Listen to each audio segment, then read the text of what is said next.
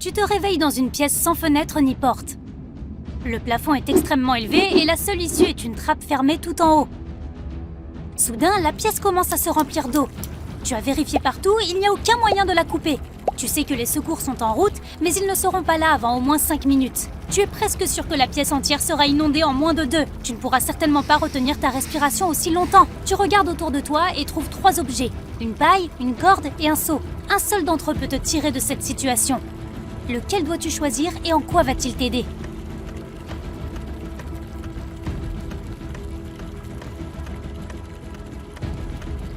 C'est le seau que tu dois choisir. Retourne-le et mets ta tête à l'intérieur lorsque l'eau arrive à ton menton. Tu auras ta propre petite poche d'air pour respirer jusqu'à l'arrivée des secours. Tu es dans un bâtiment qui vient de prendre feu. Tu dois t'échapper, mais le feu ne cesse de s'étendre et de se propager. Tu as des vertiges et la fumée t'empêche de voir. Et la chaleur, c'est insensé! Soudain, tu vois 3 chemins qui mènent à l'extérieur, mais ça ne va pas être si simple. Il n'y a pas de feu près de la première sortie, mais elle se trouve de l'autre côté de la pièce en feu. La deuxième sortie est juste devant toi, mais sa partie supérieure est complètement envahie par les flammes. La dernière sortie se trouve dans la cuisine. Il y a du verre brisé partout, mais peu de flammes et la porte est grande ouverte. Quelle sortie dois-tu prendre ?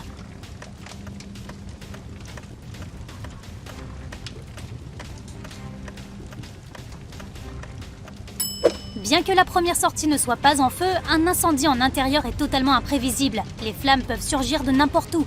Passer par une cuisine n'est jamais une bonne idée en cas d'incendie, car il peut y avoir des conduites de gaz exposées. Ta meilleure chance est de prendre le chemin le plus proche et de ramper jusqu'à la sortie. Tu es perdu au milieu du désert et tu as désespérément besoin d'eau.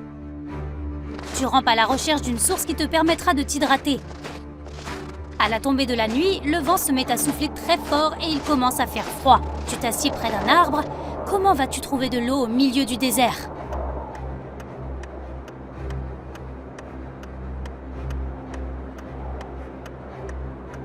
Attrape 2 des plus grosses branches de l'arbre. Puis déchire ta chemise et étends-la entre elles, un peu comme une voile. Enfonce les 2 branches dans le sable bien solidement. L'eau présente dans l'atmosphère ambiante sera retenue par le tissu et s'égouttera. Tu n'auras qu'à la récupérer. Tu es attaché à des rails de chemin de fer et tu ne peux pas te libérer. Un train se dirige vers toi et il n'a pas l'air de ralentir. Si tu tends tes bras, tu peux atteindre un briquet, un petit rasoir de poche et un bidon d'huile. Que peux-tu utiliser pour t'échapper ?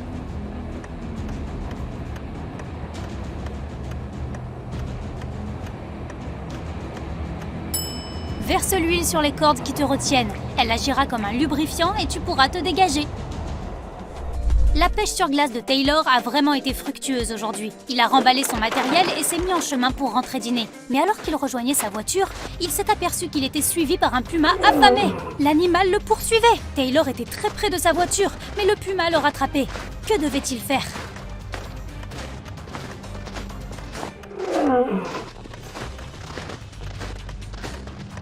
Il devait jeter son poisson afin de distraire le puma, puis il devait se débarrasser de tout son matériel qui ne faisait que le ralentir.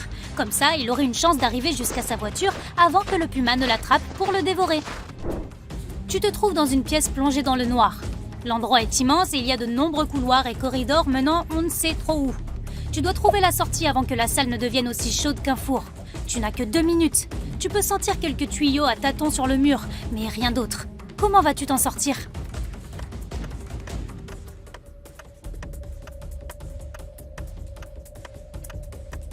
Lorsque les tuyaux commenceront à chauffer, ils deviendront probablement rouges.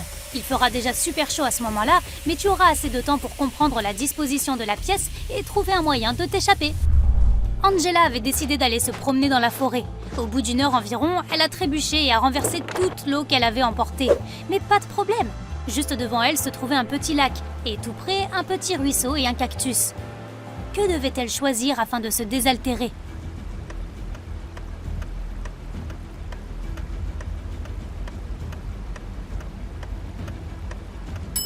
C'est vers le ruisseau qu'elle devait se diriger. Le lac est stagnant, ce qui signifie qu'il contient probablement des bactéries.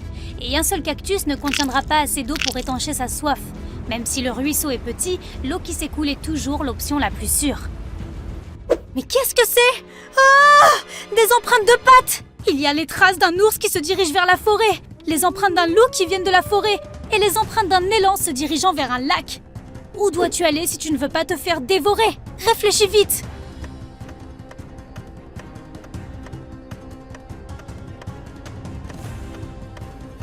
En se dirigeant vers la forêt, l'ours a probablement fait fuir le gros chien qui en sortait. Tu croyais que c'était des empreintes de loup? C'est peu probable. Les loups se déplacent surtout en meute. L'ours est très probablement en train de poursuivre l'élan. Ils finiront donc tous les deux au lac. Du coup, la forêt est sans doute l'endroit le plus sûr pour l'instant. Tu es tombé dans le puits d'un petit village et l'eau t'arrive déjà aux genoux. Il y a une corde qui mène tout en haut du puits, mais elle ne résistera certainement pas à ton poids. Tu regardes autour de toi et trouves un seau, quelques vêtements et un briquet. Comment vas-tu t'en sortir?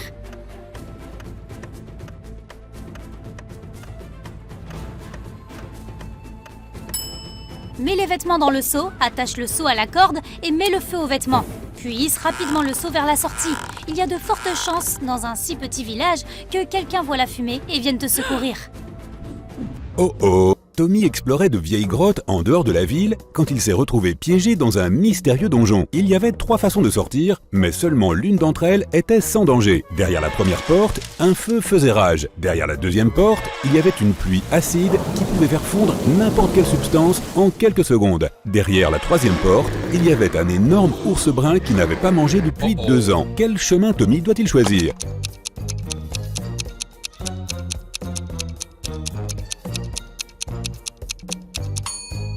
Tommy devrait choisir la troisième voie. Aucun animal ne peut passer 2 ans sans nourriture et survivre. Facile, haha. C'était un jour d'orage et il pleuvait depuis plusieurs heures d'affilée. Un accident de voiture s'est produit dans un tunnel. La voiture jaune a percuté la voiture rouge. Le conducteur de la voiture jaune a déclaré qu'il pleuvait tellement fort qu'il n'avait rien vu. L'accident n'était donc pas entièrement de sa faute. Mais la police a demandé à l'homme d'arrêter ses mensonges et a affirmé qu'il était responsable. Pourquoi ?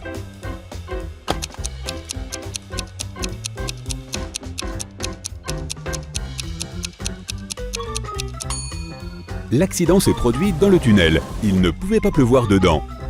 Madame McAdams, qui profitait d'un jour de congé avec ses amis, est rentrée chez elle en milieu de journée pour se changer. Sur place, elle a découvert que sa fille, Evelyn, qu'elle avait punie, n'était pas à la maison. Furieuse, Madame McAdams a envoyé un SMS à Evelyn pour lui demander où elle se trouvait. La jeune fille lui a répondu en lui disant qu'elle était à l'école. La fille a même joint une photo de la classe. Madame McAdams n'a pas cru sa fille et lui a dit de rentrer immédiatement à la maison. Comment a-t-elle compris qu'Evelyn n'était pas à l'école ?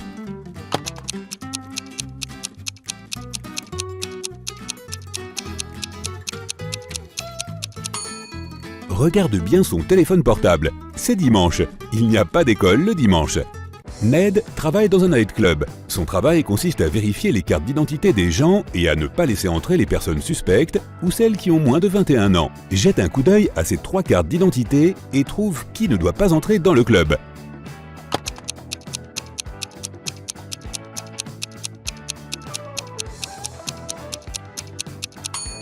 La première personne a déjà 21 ans et il n'y a rien d'autre de suspect sur sa carte d'identité. La deuxième fille semble être en règle aussi. En dernier, il est indiqué que Brielle est née le 31 septembre. Mais cette date n'existe pas, sa carte d'identité doit être fausse. Madame Cabell est propriétaire d'une petite entreprise qui produit des vases de luxe. Le vendredi, alors que la semaine de travail était enfin terminée, elle a reçu un appel de sa banque. Elle a découvert que quelqu'un avait volé tout l'argent qu'elle avait économisé. Madame Cabell a compris qu'il devait s'agir d'un de ses employés. Alors elle a demandé à chacun d'eux ce qu'il avait fait ce jour-là. Sloane, sa directrice commerciale, a dit qu'elle avait parlé à leurs clients et en avait cherché de nouveaux. Atticus, l'artisan, a dit qu'il fabriquait toujours un vase par jour et il a montré tout ce qu'il avait fait cette semaine. Sierra, la créatrice, a dit qu'elle avait travaillé, mais elle a aussi admis qu'elle n'avait pas été très productive ce jour-là, à cause de problèmes familiaux. Qui a menti ?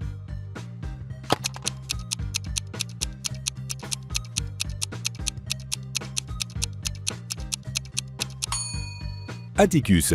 Il y a 5 jours ouvrables dans une semaine normale. L'homme a dit qu'il faisait un vase par jour, mais il n'en a montré que 4. Cela signifie qu'il a manqué un jour de travail. Lennox et Finn étaient 2 amis qui vivaient dans la même résidence universitaire. Un jour, Lennox a signalé que quelque chose était arrivé à son ami. Il a dit que Finn n'avait pas quitté sa chambre de la journée. Il ne répondait pas non plus à ses SMS. Dans la soirée, il a commencé à s'inquiéter et a frappé à la porte de son pote, mais celui-ci n'a pas répondu. Lennox a jeté un coup d'œil par le trou de la serrure et a vu que Finn était allongé sur le sol. Alors, il a appelé la police. Après ça, Lennox a été arrêté. Pourquoi ?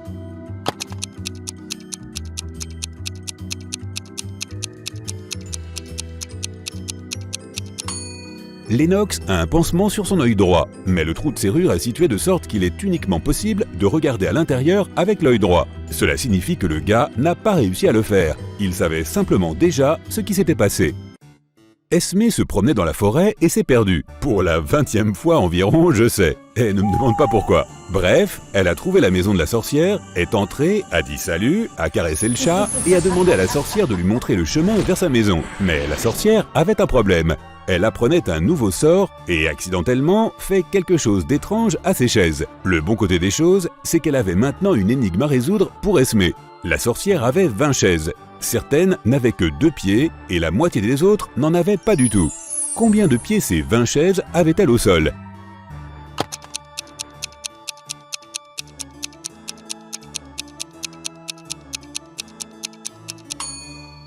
Nous savons que certaines chaises ont en moyenne 2 pieds par chaise. Les autres ont soit 4 pieds, soit pas de pieds du tout. Et comme la moitié des autres chaises n'ont pas de pieds et que l'autre moitié en a 4, ensemble, elles ont aussi 2 pieds par chaise. Il y a donc exactement 40 pieds. Monsieur Tucker était un homme d'affaires. Il voulait trouver un passe-temps intéressant pour impressionner les gens. Il a donc choisi l'art, même s'il n'y connaissait rien. Pourtant, il achetait des tableaux et possédait même quelques chefs-d'œuvre célèbres. Il aimait inviter ses partenaires commerciaux potentiels pour leur montrer sa collection.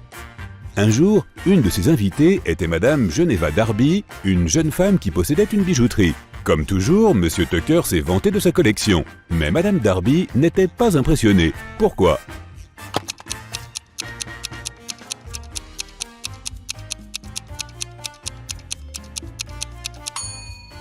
Regarde de plus près cette peinture censée dater du XVIe siècle. Il y a quelques voitures sur la route, mais il n'y avait pas de voiture à cette époque. Donc, la peinture doit être fausse. Regarde ce pauvre type. Il semble être coincé au milieu d'une catastrophe naturelle. Laquelle devrait-il choisir d'affronter s'il veut survivre ? Une tornade, une inondation ou la foudre ?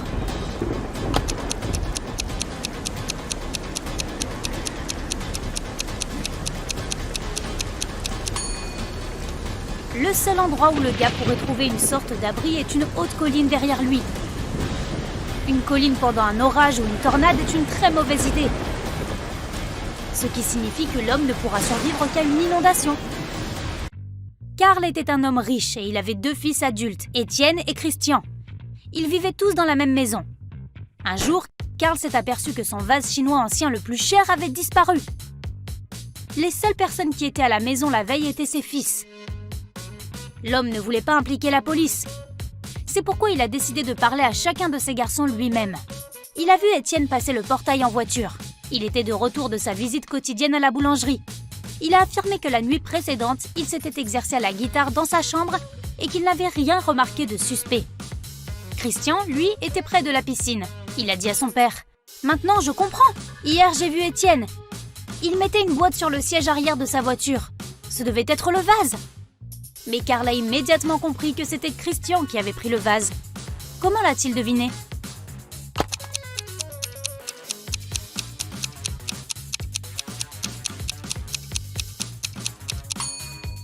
Étienne conduit une voiture de sport. Elle n'a que 2 sièges. Il n'aurait tout simplement pas pu mettre la boîte sur le siège arrière. Cela signifie que Christian ment. Jacques et Debra vivent dans une jolie petite maison près d'une forêt. Un jour, Jacques est parti se promener et n'est jamais revenu. Debra a appelé la police, qui est partie à la recherche de son mari. Ils l'ont vite repéré. Il était allongé sur le sol, coincé sous un arbre qui lui était tombé dessus. Soudain, un étranger est apparu de derrière les arbres. Il s'est exclamé « Quelle horreur ! Mais ce n'est pas une surprise, vraiment !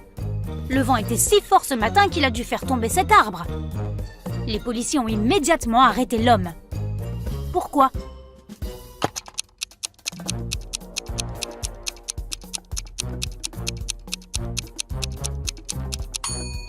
L'arbre ne semble pas avoir été brisé par le vent, mais clairement abattu par une personne. C'était un hiver inhabituellement enneigé. Le détective Adam Davis rentrait de son bureau quand il a vu une jeune femme. Elle portait 2 grands sacs. Pour une raison quelconque, la jeune fille semblait suspecte aux yeux du détective. Il s'est approché d'elle, lui a montré son badge et lui a demandé ce qu'elle avait dans ses sacs. « Oh, je pars en vacances. C'est juste quelques trucs dont j'aurais besoin là-bas. » Et pourtant, Adam a appelé des renforts et l'a arrêté. Pourquoi ?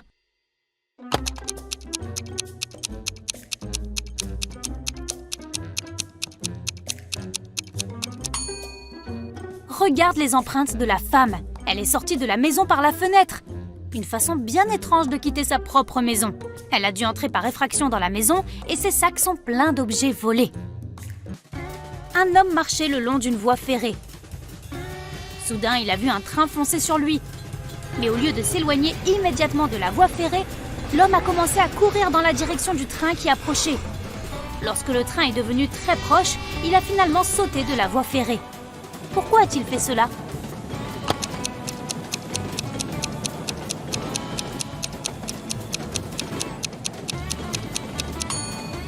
Quand l'homme a vu le train, il était sur un pont. Il ne pouvait pas quitter la voie tout de suite. Et l'extrémité la plus proche du pont était celle par laquelle le train arrivait. Ryan travaillait comme marmiton dans la maison de Monsieur Miller. Un jour, les concurrents de ce dernier ont promis à Ryan de lui verser une énorme somme d'argent s'il empoisonnait le riche homme d'affaires. Ryan a donc attendu que le cuisinier prenne un jour de congé, puis il a préparé le dîner pour toute la famille. Monsieur Miller, sa femme et leurs 2 enfants. Chaque membre de la famille a demandé un plat différent. Et Ryan a seulement empoisonné celui que l'homme d'affaires devait manger. Tu peux sauver Monsieur Miller si tu devines quel est son plat. N'oublie pas que Donna, la femme de Miller, est végétalienne. Mais notre homme d'affaires lui-même adore la viande.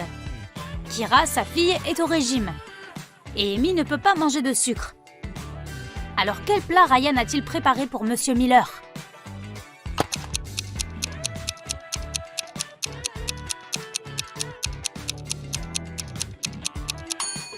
Ce sont les spaghettis à la bolognaise. Félicitations, tu as sauvé Monsieur Miller d'une mort atroce. 4 filles se rendaient en voiture à une fête. À un moment donné, celle qui était au volant a perdu le contrôle de la voiture et s'est écrasée contre un arbre. Heureusement, tout le monde à bord portait sa ceinture de sécurité et personne n'a été blessé. Mais lorsque la police est arrivée, aucune des filles n'a voulu admettre que c'était elle qui conduisait. Les officiers ont examiné la voiture et regardé autour d'eux. Et en un rien de temps, ils ont su quelle fille mentait. Peux-tu le découvrir ?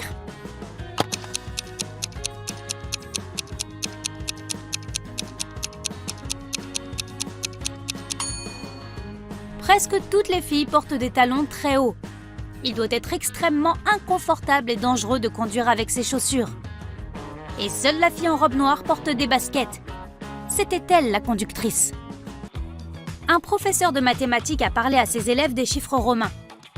Il leur a ensuite demandé de tracer une ligne et de transformer 9 en 6. Sa seule condition était que les élèves ne devaient pas lever leur stylo du papier avant que la ligne ne soit terminée. Marc a été le premier à accomplir cette tâche. Qu'est-ce qu'il a fait ?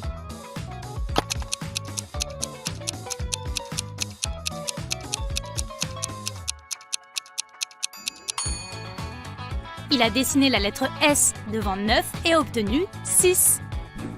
La jungle est remplie de toutes sortes de bestioles. Écris tes réponses au fur et à mesure. À la fin, elles t'aideront à découvrir si tu as de bonnes aptitudes à la survie en situation réelle. Tu te trouves dans une petite clairière qui précède une jungle dense. Tu dois la traverser pour atteindre le premier point de contrôle. Tu n'as qu'une bouteille d'eau, une boîte d'allumettes et un téléphone dans un étui étanche. Dès que tu fais un pas, un fort grognement venant de derrière te fige sur place. Tu vois un gros lion et il n'a pas l'air content de te rencontrer.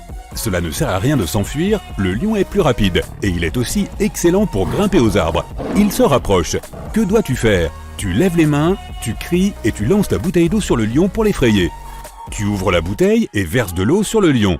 Tu lui tournes le dos et tu ne bouges plus. Tu as 7 secondes.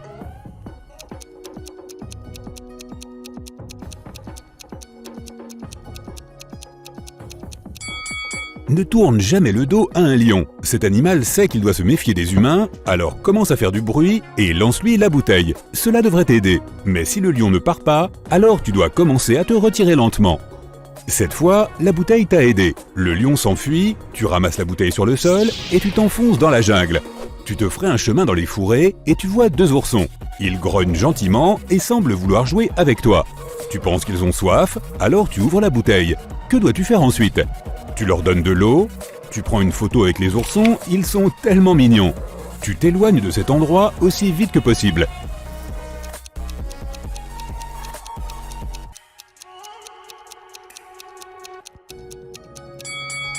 Chaque seconde compte, tu dois t'enfuir rapidement.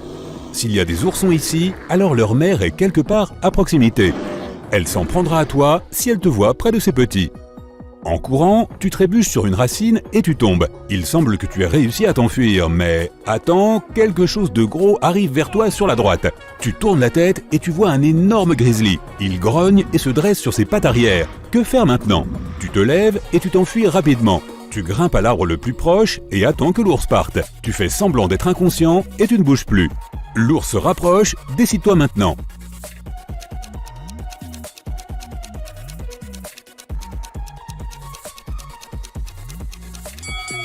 Cet animal semble maladroit, mais il court très vite et grimpe très bien aux arbres. En cas de rencontre avec un grizzly, tu dois t'allonger et te figer, prouvant ainsi que tu ne veux pas lui faire de mal. L'ours te renifle et semble vouloir partir, mais ne te lève pas tout de suite. Il peut rester à proximité et t'observer longtemps pour s'assurer que tu es vraiment inconscient. Au bout de 10 minutes, tu ouvres les yeux et tu sens que l'ours a disparu. Maintenant, nous allons ignorer le fait que les ours ne vivent pas dans la jungle et continuer notre aventure. Tu te ferais à nouveau un chemin dans la forêt dense. Tu peux voir la rivière devant toi, mais avant de l'atteindre, tu dois résoudre le problème d'une meute de loups. Quoi? Des loups dans la jungle? Peu importe, ils te considèrent comme leur proie et t'encerclent lentement. Que dois-tu faire? Tu ne les laisses pas t'entourer. Tu appuies ton dos contre un arbre, puis grimpes rapidement dessus.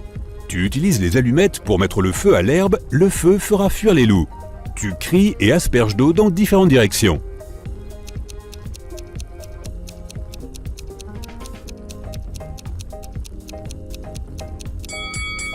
Les loups ont certes peur du feu, mais dans le cas présent, tu n'as pas assez de temps pour en faire un. Ne les laisse pas t'encercler. N'importe quel grand arbre te sauvera. D'abord, appuie ton dos contre lui, puis grimpe rapidement avant que les loups ne t'atteignent.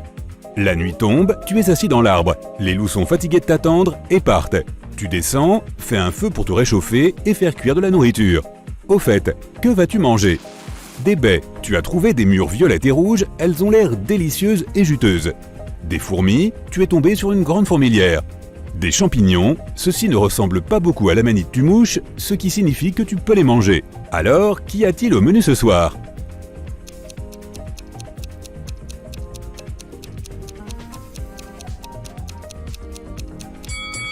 Étonnamment, les fourmis sont la chose la plus comestible pour toi dans cette situation. Tu ne peux pas manger de baies ni de champignons si tu ne sais pas de quel type il s'agit. Ils peuvent être toxiques. Après un copieux dîner de fourmis, tu attends l'aube et poursuis ton chemin. La jungle se termine et tu débouches sur une large clairière verte avec un grand lac à proximité. Tu marches prudemment dans la zone ouverte et tu entends soudain un grondement rapide au loin. Tu regardes autour de toi et tu vois un sanglier sauvage. Il se précipite droit sur toi en s'ébrouant et en rugissant.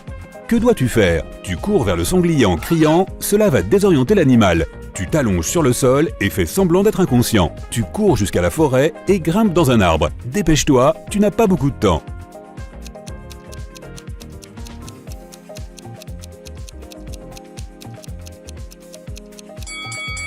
Tu dois grimper à l'arbre le plus proche. Les sangliers mangent tout ce qu'ils peuvent. Tu grimpes donc dans l'arbre, mais le sanglier t'attend au sol.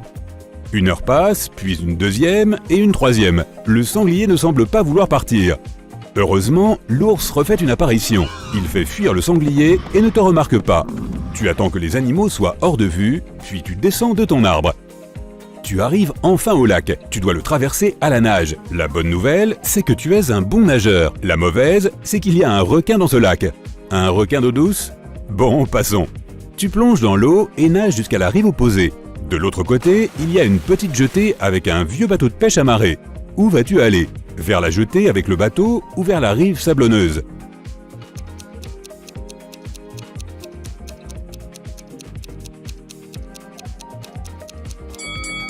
Ne t'approche pas du bateau de pêche.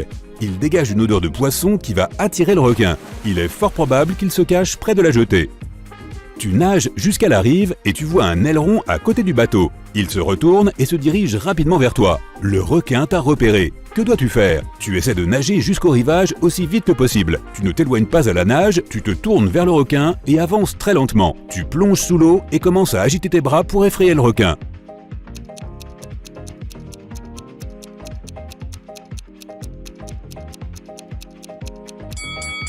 Tu dois t'arrêter. Si tu commences à t'éloigner à la nage, le requin pensera que tu es sa proie. Prends une grande inspiration et essaie de ne pas faire de mouvements inutiles. Le requin s'éloigne à la nage et tu atteins calmement le rivage.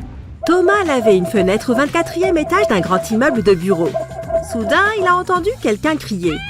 Le gars a regardé dehors et a vu une femme tomber du 30e étage. Mais au bout de 5 minutes, la femme était debout et indemne. Comment a-t-elle survécu ?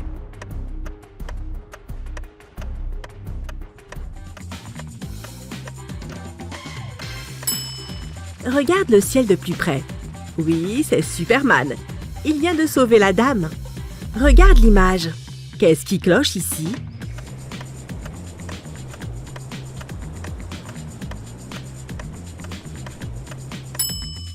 Les pastèques ne poussent pas sur les palmiers.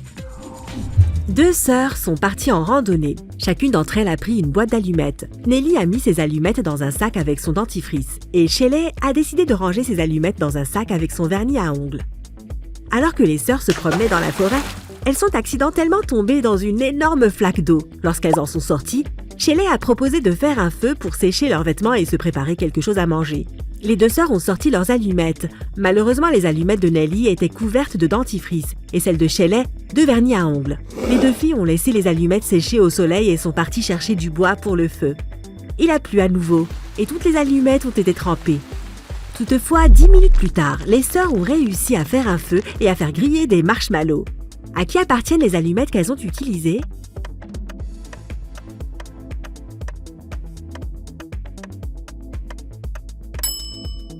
Elles ont utilisé les allumettes de Shelley. Le vernis à ongles a séché et les a rendues imperméables. Si tu ne la tiens pas, elle va se casser. Qu'est-ce que c'est ?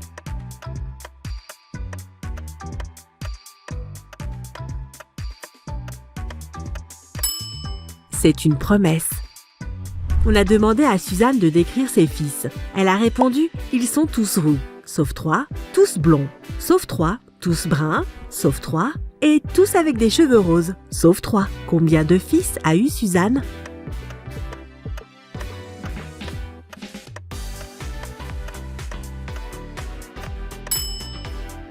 La réponse est 4.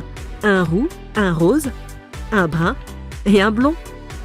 Lisa était un célèbre top modèle. Elle a été retrouvée inconsciente dans sa loge pendant une séance de photos et emmenée à l'hôpital. Les médecins ont dit qu'elle avait eu une réaction allergique sévère. Mais quand Lisa est revenue à elle, elle a insisté sur le fait qu'elle n'avait rien mangé de la journée.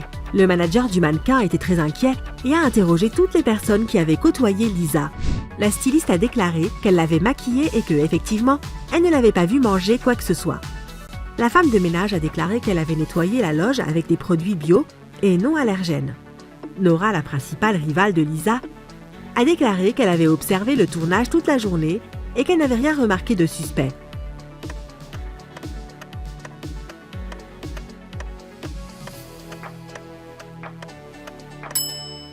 C'était le styliste. Le rouge à lèvres est la seule chose que Lisa aurait pu avaler ce jour-là.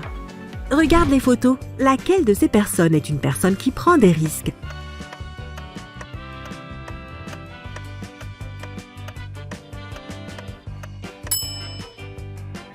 La fille ne risque pas grand-chose. Elle est assise au 2e étage et il y a une piscine en dessous. Le gars prend plus de risques. Le bâtiment sur lequel il est assis est plus haut. On peut voir des nuages et des avions dans le ciel. Il y a 5 citrons dans un bol. Tu en enlèves 3. Combien de citrons as-tu maintenant ?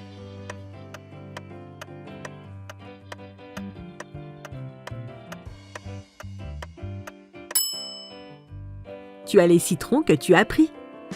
Le roi Gérald avait une très belle fille appelée Teresa. 4 princes de différents pays sont venus au royaume dans l'espoir d'épouser la jeune fille.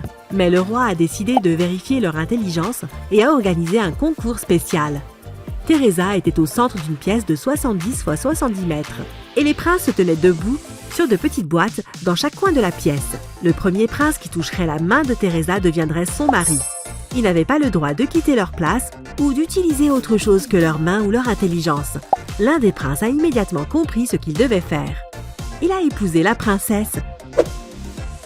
Qu'est-ce qu'il a fait?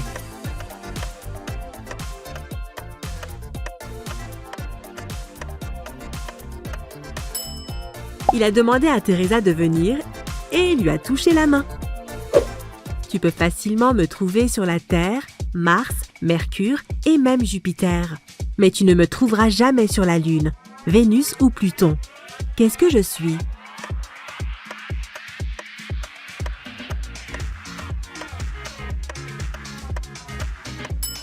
Je suis la lettre R. Le responsable, George, a reçu un SMS anonyme. Celui-ci disait qu'un voleur venait d'entrer dans le supermarché où il travaillait. George s'est précipité dans le hall et a vu 4 femmes enceintes dans le rayon épicerie. L'homme a regardé les dames attentivement, a détecté le voleur et a appelé la police. Comment l'a-t-il su?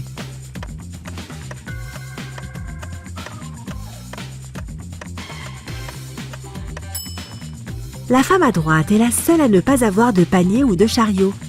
Elle met les courses dans son faux ventre. Tu es donc sur une île déserte et tu es affamé. Tu trouves un buisson rempli de baies. Tu en manges quelques-unes, mais tu commences à te sentir malade. Une personne du coin, et je croyais que l'endroit était inhabité, te dit qu'il faut manger des pastèques et des raisins pour te débarrasser du poison. Mais les pommes et les carottes, elles, ne font qu'empirer les choses. Devant toi, il y a tomates, choux, oranges. Que dois-tu manger ?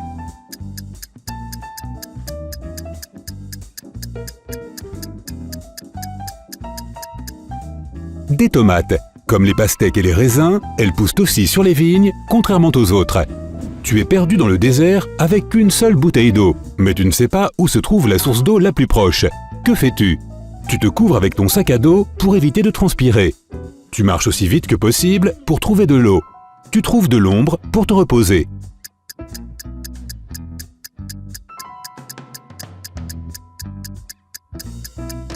La meilleure option est la dernière. Quand il fera nuit, tu pourras marcher plus loin et trouver de l'aide. Alors que tu fais du tourisme dans une ville, un volcan entre en éruption pas très loin de là. Il n'y a pas de lave qui sort, juste une épaisse fumée noire. Tu vois 3 routes possibles pour te mettre en sécurité. Laquelle prends-tu ? Un grand phare à quelques mètres de là, une cave, une voiture devant toi.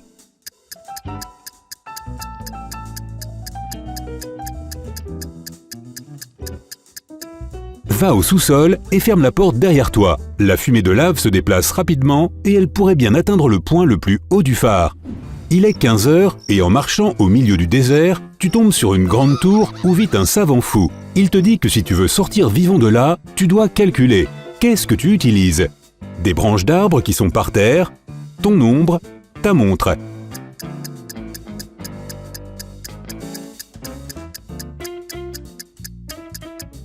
Ton ombre.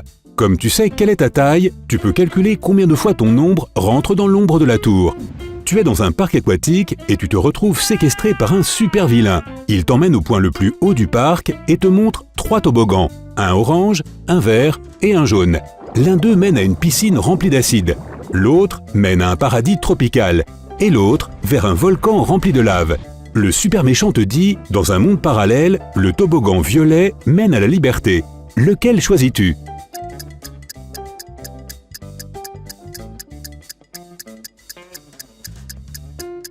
Le toboggan jaune. Le jaune est l'opposé du violet.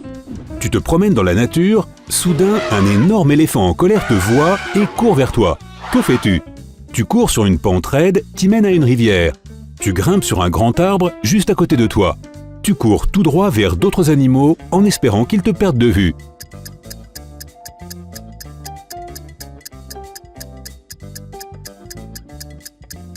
Tu descends la pente raide en courant. Les éléphants évitent les zones trop inclinées pour ne pas se blesser. Lors d'une sortie en camping, tu te rends compte que tu n'as pas d'eau, mais tu as très soif. Il y a 3 façons d'obtenir de l'eau. Laquelle est la moins dangereuse ? En récolter dans un cactus, boire l'eau d'un lac stagnant, prendre de l'eau dans une rivière qui coule.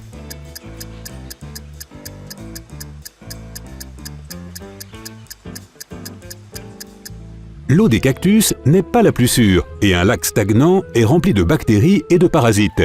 La solution la moins dangereuse est la rivière qui coule. Tu es resté coincé dans la nature pendant des jours et tu n'as aucune idée du chemin qui mène vers la civilisation. Quel signe suis-tu? Un avion qui passe au-dessus de toi? Une rivière qui coule? Un groupe d'animaux?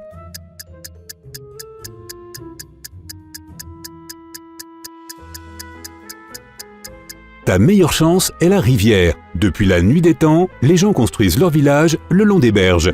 Un mystérieux biologiste t'invite à dîner chez lui. Il t'amène à la cave et pose 3 assiettes remplies de trucs bizarres sur la table. L'une d'entre elles contient des champignons blancs sauvages avec des lamelles blanches. La seconde est remplie de graines de ricin. La troisième, c'est de la cervelle de poisson. Laquelle peux-tu consommer sans danger? L'assiette de cervelle de poisson est le seul plat qui ne soit pas empoisonné.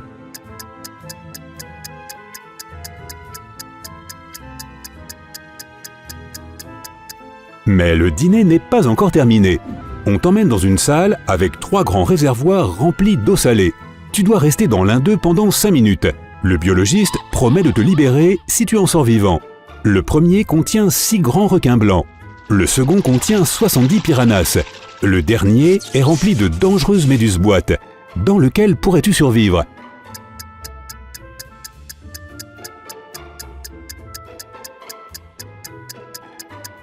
Dans le deuxième bassin, les piranhas sont des poissons d'eau douce, ils ne peuvent pas survivre dans de l'eau salée. Tu diriges une expédition au pôle Nord. Pendant que tu navigues vers ta destination, un énorme morceau de glace tombe dans l'eau et provoque une grosse vague qui se dirige sur toi. Que dis-tu à ton équipage? D'arrêter le navire et de rester immobile jusqu'à ce que la vague passe. De commencer à se déplacer dans la direction opposée.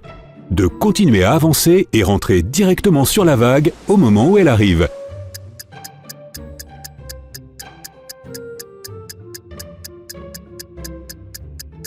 Rentrer dans la vague est la seule façon de garder un certain équilibre. Toute autre décision fera chavirer ton navire. Eva a eu un accident de voiture. Elle a subi une commotion cérébrale et s'est cassé la jambe. Pourtant, dès le lendemain, son collègue la voit faire du vélo et elle a l'air parfaitement bien. Comment est-ce possible?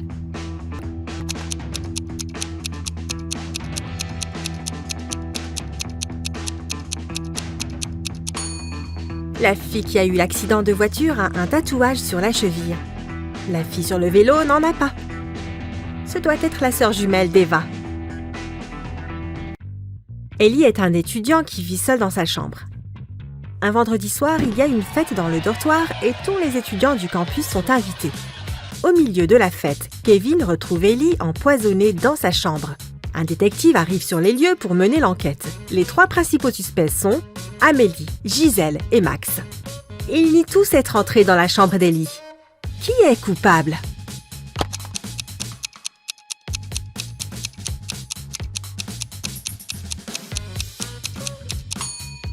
Ce doit être Gisèle. Regarde sur le lit, il y a une boucle d'oreille. Or, Gisèle ne porte qu'une seule boucle et elle semble identique. Audrey reste après les cours pour terminer un projet avec ses camarades de classe. Elle part chercher de la nourriture au distributeur, mais à son retour, elle découvre que son portefeuille a été volé. Elle signale le vol à la police. Les autres élèves nient avoir volé quoi que ce soit. Le détective les regarde attentivement et comprend qui a menti. L'as-tu compris aussi?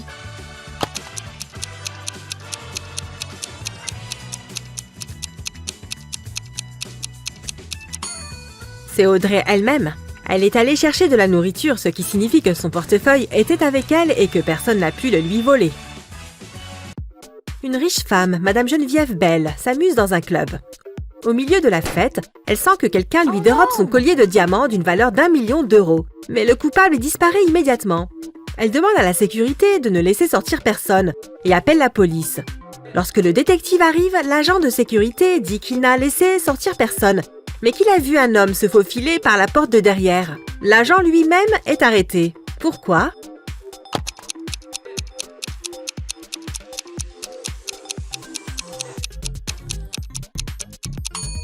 Il y a un énorme verrou sur la porte de derrière. Personne n'a pu sortir par cette porte, ce qui signifie que l'agent a menti.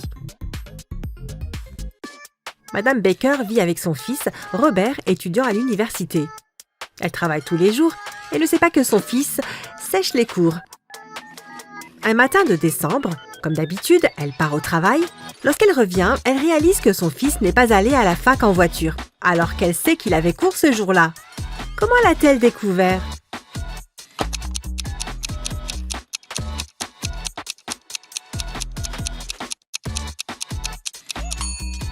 Il a neigé cette nuit-là. Lorsque Madame Baker est partie au travail, la voiture de Robert était couverte de neige. Quand elle est revenue, elle était encore couverte de neige. Si Robert était allé en voiture à l'université, il aurait nettoyé la voiture, ou du moins le pare-brise. Emma se promène en forêt. Le soir, elle rentre chez elle. Il y a un chemin qui la ramène chez elle, mais elle prend l'autre chemin qui mène à la maison de la sorcière. La sorcière et son petit-fils accueillent Emma. Cette fois, c'est au tour d'Emma de leur soumettre une énigme.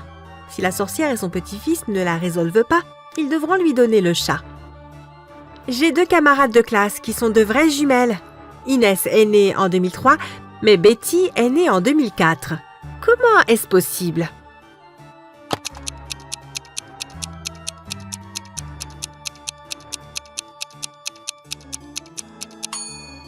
Elles sont jumelles, mais elles sont nées la nuit du Nouvel An.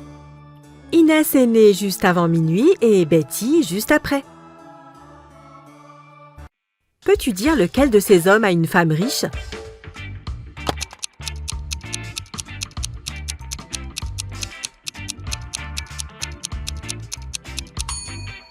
Celui de gauche n'a même pas d'alliance, donc ce doit être celui de droite. Maintenant, regarde ces deux-là. D'après toi, lequel a un chien?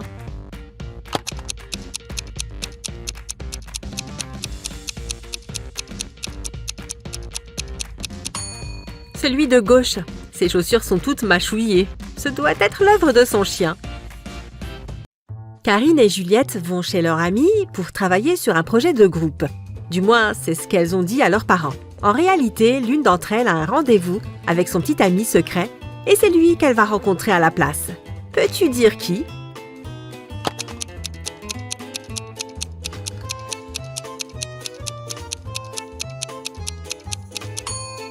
C'est Karine. Elle est trop bien habillée pour un travail de groupe. Et personne ne mettrait du rouge à lèvres rouge pour ça.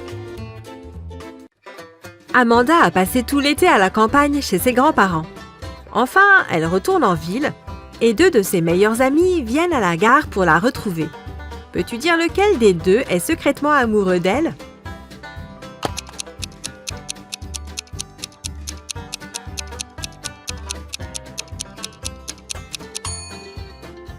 Étant donné que celui de gauche a des fleurs et des bonbons pour elle, il doit beaucoup l'aimer.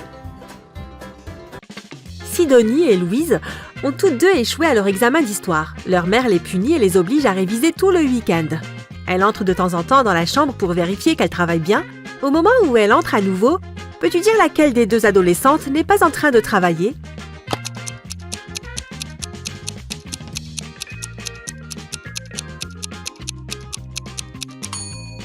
C'est Sidonie. Elle tient son livre à l'envers. Elle a dû l'attraper quand elle a entendu sa mère entrer pour faire semblant de travailler.